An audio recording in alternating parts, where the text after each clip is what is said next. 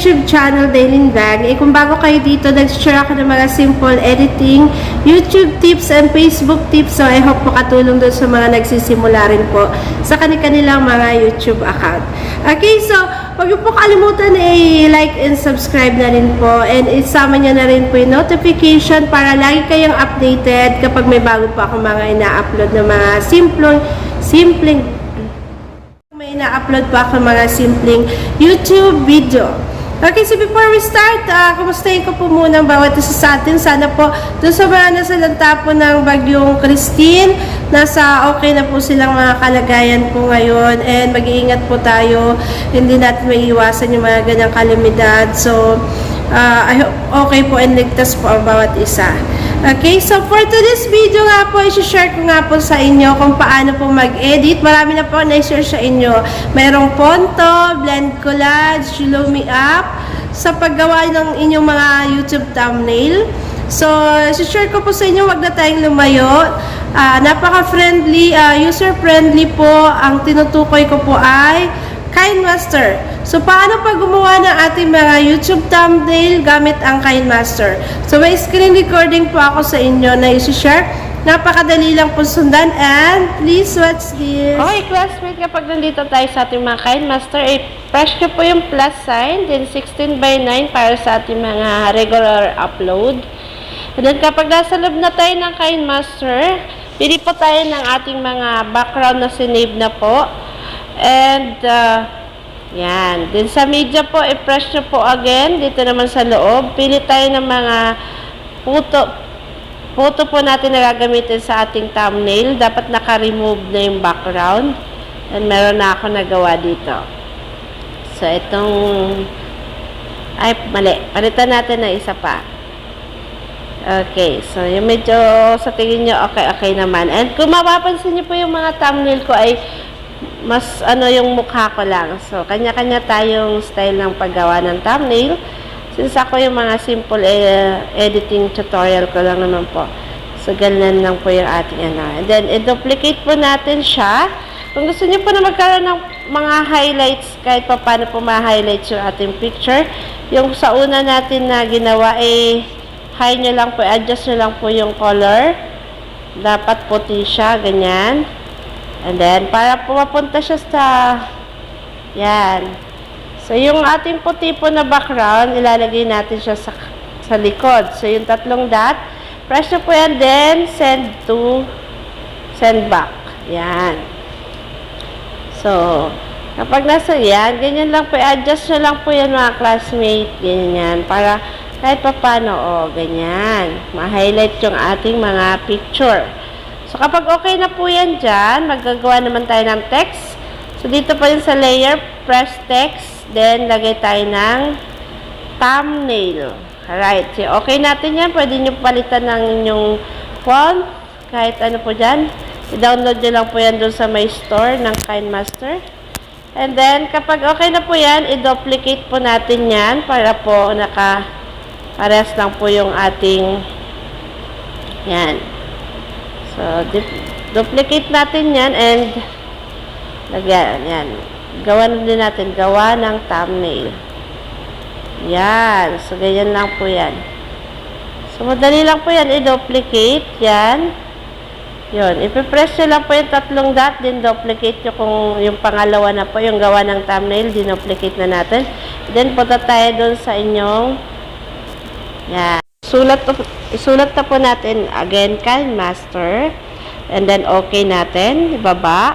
And then pwede nyo nga po yan i-highlight. Pag-highlight po ng inyong, pwede natin siya i-highlight. Dito rin sa layer po yan and then dito sa drawing, yan. Maghanap kayo ng color na gusto nyo. I-press nyo nga po yung square. Yan. Tapos papalitan natin ng color yan. Color, gusto ko black. Okay, so, i-okay nyo lang po yan, then yan, i-ano nyo po dun sa may KineMaster or kung saan po yung word na gusto nyo i-highlight.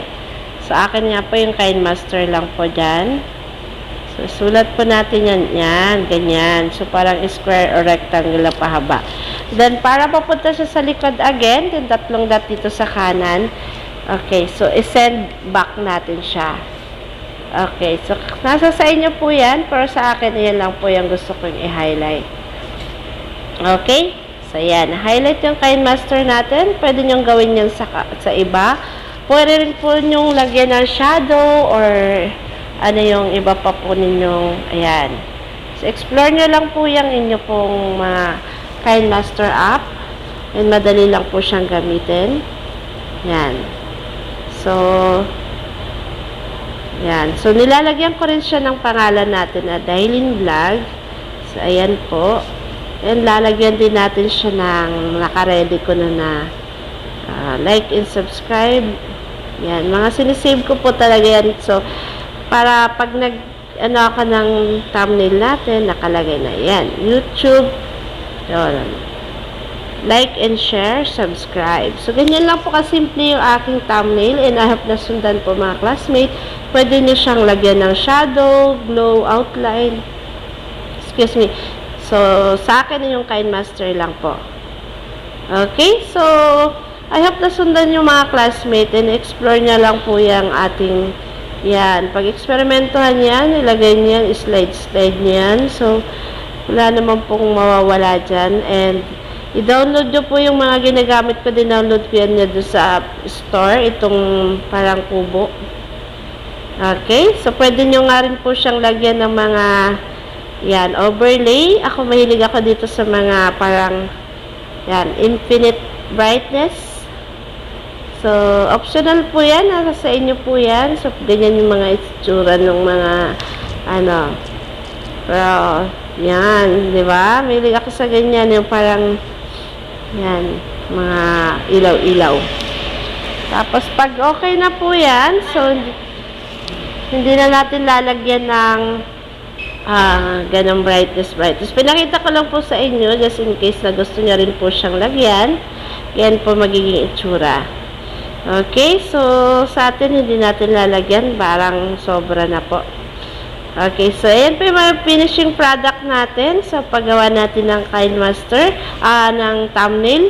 Gamit lamang po ay yung ating KineMaster. So, from the start, ganyan po talaga yung gamit ko na po.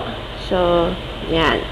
So, kapag na-ready nyo na po yun, press nyo po yung unang background po ninyo and then lalabas po itong pang-capture natin. Ayan, capture and save frame at playhead. So, yan lang po piliin yung number 1. Kapag pinress nyo po yung inyong background. Okay, yung kulay pink na unang-una natin nilagay. And hanapin natin kung saan nakalagay yung ating, nandun na po yung sa ating mga gallery, classmate. So, punta natin yung ating gallery.